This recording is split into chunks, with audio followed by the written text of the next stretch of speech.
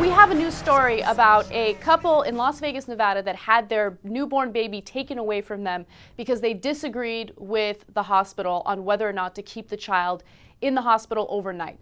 So let's watch a local video on this and we'll discuss whether or not it makes sense to have social services take the baby away. Trisha, one local couple says their baby was kept in the hospital against their will after a nurse called social services for what they describe as an unjustified reason. Lincoln and Cecilia Rogers say their dreams came true when baby Lilia was born healthy just a week ago. But they describe a nightmare in getting her home from Summerlin Hospital. He said, well, if you would leave the hospital, I would have to arrest your husband. Celia is referring to the police officer who was sent to her room just hours after she gave birth, all because she and her husband told a nurse that they didn't want to keep Lilia overnight in the NICU to be treated for jaundice. We just really wanted to take the natural approach if we could. They say they got a second opinion and spoke with a pediatrician at Summerlin Hospital who agreed it would be okay to take the baby home with minor jaundice as long as they sign a medical release form.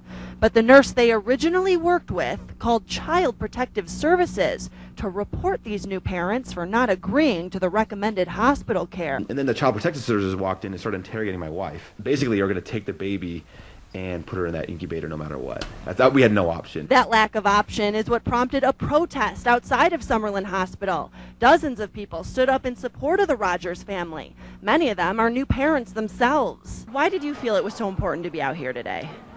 I feel that, especially new parents, we need to know what our rights are and when they're being overstepped. And that's exactly what Lincoln and Cecilia say happened when their baby was required to stay at the hospital. It took one nurse to make one horrible decision and to a domino effect to happen like that. It's just been so unfortunate.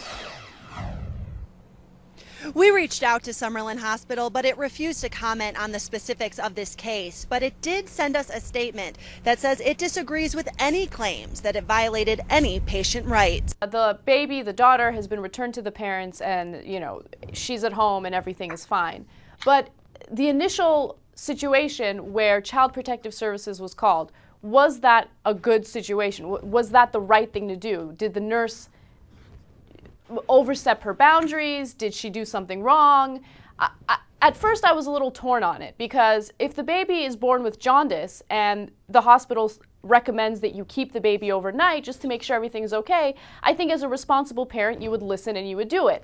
When the parents said we want to take the natural route, I freaked out a little bit because no, don't take the natural route. It's a newborn baby. Do what the hospital tells you to do. But I like that they brought in a pediatrician. They got a second opinion and the pediatrician said, it's totally fine. Minor jaundice, you can take the baby home.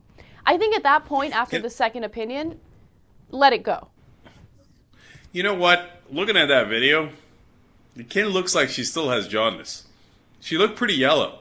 That's what happens when you have jaundice, right. Okay? And I know, of course, it depends on the color of the video, etc., but it scared me a little bit. I'm like, you sure that baby's okay? Yeah, look, you know me. I think you should follow the hospital suggestions when it comes to real health issues like this, not when they're trying to make money off of you from some nonsense. But at the same time, once they got the second pediatrician who said it's okay to take her home, then you definitely leave that up to the parents, and Child Protective Services should have nothing to do with it whatsoever. It's simply a decision that the parents have made. Even if we don't agree with the decision, so what? It's their decision to make.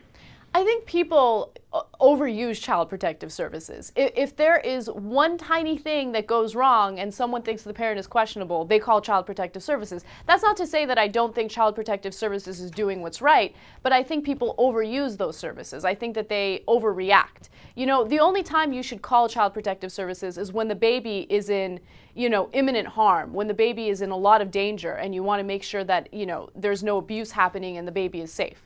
In this case, that's not what happened. They got a second opinion from a pediatrician that said that everything was fine, that the parents can take the baby home. At that point, the nurse needs to let it go. Because patients do have rights. The unfortunate part is that people who need to use Child Protective Services oftentimes don't do it enough. When there's abuse, etc., people don't call in a lot of times.